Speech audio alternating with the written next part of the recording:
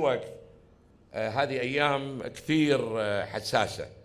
اليوم الصبح تفجيرات بلشت يعني بالإشاعات، يمكن ياكم شيء منها، وهي أسخف الإشاعات. كل شيء يصغر الحين بعد المحاولة الأكبر والمؤامرة الأكبر لإفشال مشروعكم باستبعادي وشطبي من الانتخابات. بعد ما فشل هذا الشيء، الأجهزة للأسف المخابراتية قدرت تحصل أحد الناس الرخاص اللي هذه شكوى ضده في القضاء صار لها أشهر، وهذه شكوى ثانية، وبكرة في 4 شكاوى راح تقدم ضده. شو اللي صار اليوم؟ شغلة صغيرة، واحد من المحامين الرخاص يروح يتقدم بشكوى. أي واحد الحين حق دستوري، بكرة أي أحد منكم يروح يتقدم أي شكوى على أي أحد، أي افتراء، ويقول أعطوني شهادة أني قدمت. يعطونكم شهادة أن فلان الفلاني يتقدم. ناشر هذه في جريدة تعرفونها كلكم، هي يدعوت أحرنوت فرع الكويت. يدعوت أحرنوت هذه جريدة إسرائيلية. احنا عندنا واحدة هني تشوفون فيها هذه الشهادة، لأن هذيلا أعداء خصوم دائمين، لأن شتان أين الثرى من الثريا. احنا ناس مبدئيين مؤمنين بثوابتنا، بكل ما فيه العز للإنسانية وللدين وللعروبة وللوطن. هذه الجريدة للأسف تتبنى الصهيونية وكل من يلف لفها، فدائما احنا على خصومة. وحتى لو تشوفونها طول فترة الانتخابات ولا نزل خبر بأن هناك في مرشح بهذه الدائرة. طبعا هذا وسام شرف، أنا هذا اللي نجحني وهذا اللي أكد سقوطهم. التحرك بكل حساسية لمواجهة مستجدات المستقبل وما هو قادم للكويت. الإجراءات الحدودية، تحسين أداء المنافذ بالذات البرية، ناشدنا وقلنا، وبالذات قلنا خصوصا لما الناس سفراء الكويت الزوار اللي بيطلعون العتبات المقدسة، قلنا قاعدين اكو ناس يظهر انهم ينتمون الى تيارات سياسية معينة وملتحين، وقاعدين بنطلونات قصيرة هني ليل الركب، وقاعدين على كراسي وحاطين ريل على ريل، ويوقفون الناس الزوار الكويتيين، الناس اللي رايحين يبتغون وجه الله ويمثلون الكويت خير تمثيل، ويزورون العتبات المقدسة ويزورون أئمتهم سلام الله عليهم في النجف وفي كربلاء.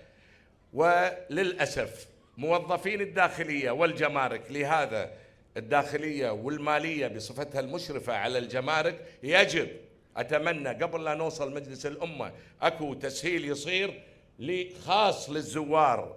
أبدا أتمنى ما أجد الزوار يطولون أكثر من 10 دقائق ربع ساعة، وهذا يصير في الدول المتطورة والمتقدمة. هذا موضوع شايلين همه، يعني منفذ العبدلي ومنفذ نويصيب، عشان الزوار الخليجيين اللي لما يجون من دول الخليج أيضا بيقطعون الكويت ترانزيت، كذلك الشيء نفسه مهمة جدا وموضوع اهتمام. احنا قانون ضد التمييز، هذا من أهم الموضوعات اللي أنا طرحتها الأيام الماضية، خصوصا فيما يتعلق في الحقوق الدستورية. هني سينصف الشيعي كما السني كما كل الكويتيين في كل شيء. هذا موضوع واسع، اطمئنوا إن شاء الله هذا القانون سيرى النور. قانون توارث الإمارة رقم 4 على 64 قاعدين نفكر شلون نقوي ونعزز دور سمو أمير دولة الكويت الشيخ صباح الأحمد الجابر الصباح المفدى، اللي احنا في ذكرى اليوم توليته للسنة السادسة مقاليد الحكم. نتمنى أنه يحصن بيت الحكم علشان بيت الحكم يكون متماسك، عشان نضمن وفق نص المادة 4 من الدستور أن يظلوا حكامنا إن شاء الله إلى أن يرث الله الأرض وما عليها. حكامنا هم الصباح وفق نص المادة 4. قانون الصحافة أيضا أتمنى أن يعدل، لأن بشكل الحالي قلت أن في عندنا كثير من المآخذ عليه، لأنه يحيل إلى قانون الجزاء في كثير من المواد، وبالتالي خطير جدا، يعني ممكن تصل فيه العقوبات إلى المؤبد وممكن إلى الملايين تصل فيه الغرامة. يقول أحد دعاة حقوق الإنسان جاك روسو في الثورة الفرنسية كان له دور مهم، قال اخذوا كل الحريات واخذوا كل الحقوق مني، بس أعطوني حرية الصحافة، لأن بحرية الصحافة أقدر أستعيد كل حقوقي وكل الحريات. أيضا تعديل قانون العمل في القطاع الأهلي، هذا القانون مهم جدا لأنه أحيانا جاحف بخصوص الكويتيين، خصوصا في شغلة يعني إنه عندك كويتي مو مهم عطى رواتب 3 أشهر يقول له الله وياك فنشته، ما يصير. هذا ريال عنده أسرة، عنده بيت، عنده التزامات، عليه قروض، اقترض، سوى 3 أشهر، شو تسوي له؟ أعتقد لأنه مر بشكل سريع هذا القانون محتاج إعادة نظر فيما يتعلق بهذه الجزئية. وايد سمعنا عن الاتحاد، الاتحاد أول قالوا كونفدرالية، بعدين شلفوا لنا شغلة الاتحاد.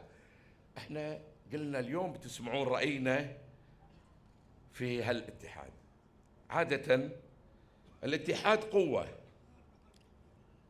الاتحاد قوة، واحنا دائما نتمنى أن نزداد قوة ونرتبط بمن يقوينا فعلا. واليوم انطرح الموضوع وبالتالي بدأ يصير لغط في المجتمع، نقبل الاتحاد ولا ما نقبل الاتحاد؟ قلنا يا اخوان ترى تو الناس، ترى صار لنا من قيام مجلس التعاون سنة 81 ظلينا 15 سنة الحين واحنا نحكي في العملة الموحدة. ليه الحين من ال6 دول دولتين رافضين العملة الموحدة؟ يعني العملة ما اتحدت. ليش؟ ايش كثر مشاريع انطرحت ودائما فيها نوع من عدم الاتفاق، لأن وايد يصير فيها لغط ويصير حكي. حتى دول الخليج نفسها، يعني الإمارات العربية تذكرون أنتم لما كانت على أساس أنها يعني تشمل 8 دول في هذاك اليوم أساس يصير بينهم اتحاد، كان المفروض قطر والإمارات داشين مع هذه الدول ال6، ما كان فيها ترى هالخيرات اللي الحين. أيضا كانت تقريبا الظروف متشابهة، بالرغم من هذا ارفضوا هالدولتين انهم يدخلون، كان عندهم بعد نظر باعتقادهم انه والله ما يناسبنا. اذا هاي دول الامارات كان المفروض يصيرون 8، ما صاروا.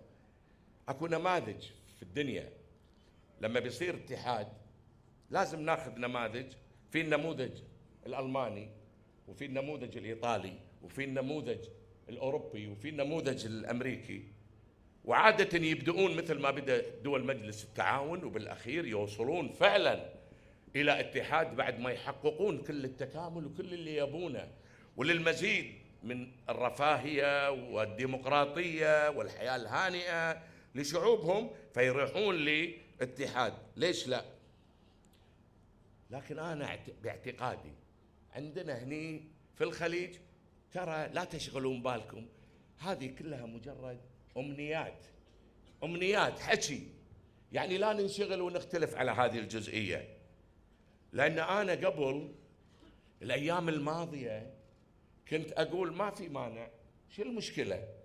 يعني الله يطول عمر سمو الأمير قال ما يمنع، يعني إحنا مع أي اتحاد ومع القوة، بس شريطة احترام الخصوصية الكويتية. واحنا لما شفنا الخصوصية الكويتية اللي هي دولة المؤسسات، النظام الديمقراطي، الدساتير، البرلمانات، شيء جميل، أسس طيبة. بس أنا عن نفسي أنتم بتنتخبوني لازم تعرفون رؤيتي. أنا بعد اللي شفته بقرار شطبي ومنعي من دخول السعودية ومنعي من دخول البحرين، أقول لا يكون يصير اتحاد، ماني موافق عليه ورافضه. كثيرين يزعمون أن الكويت في طريقها إلى النهاية سنة 2025 بعد ما في كويت. تقارير استخباراتية أمريكية، جهات أمريكية في الإدارة الأمريكية، توني بلير البريطاني، السفيرة السابقة ديبرا جونز تتذكرونها، كلهم يجمعون ان بعد ماكو كويت بعد 2025. ايش فيكم تطالعوني شيء كسرتوا خاطري؟ تقول وين بنروح؟ ها هذيلا ما يعرفون ان هنا الكويت، هذيلا ما يعرفون. الحين اقول لكم شو الرد على هذيلا، الحين اقول لكم شو الرد على هذيلا. اكو مسؤول امني خليجي الايام الماضيه يمكن سمعتوا وش قال. قال احد اخطر التهديدات القادمه هي السياسه الامريكيه نفسها على دول المنطقه. وانا قلت المسؤول الامني الخليجي الا رفيج امريكا، وهو يقول وانا اقول له صح، اتفق معاك 1000%، لان هذيلا بالاخير هم يشوفون مصالحهم وين. لكن ايضا هذيلا يجهلون تاريخ الكويت. في اول ندواتي ذكرت واسترجعت، واليوم شفتوا هنا الكويت واسترجعنا تاريخ الكويت من القرن ال17، وشفتوا تضحيات اجدادكم وابائكم. وانا متاكد ان شاء الله ان بفضل وحدتكم وبتضحياتكم راح تظل هنا الكويت الى ان يرث الله الارض وما عليها. طالما هؤلاء يعرفون انهم هم ماضين بهذا المخطط، واحنا نعرف انكم عارفين، راح احنا نشابسكم ونتصدى لكم. حتى لو وراكم امريكا، ترى امريكا ما تخوفنا، احنا قوم هيهات من الذله.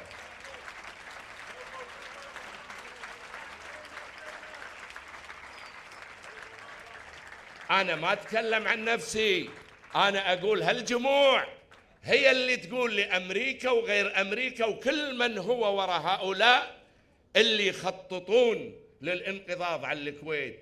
والله ما عرفتوا الكويت، هيهات من الذلة باسم أهل الكويت كلها أقولها، لأن الكويت هي أمنا، الكويت أمنا، واللي ما في خير لأمة ما في خير للأمة.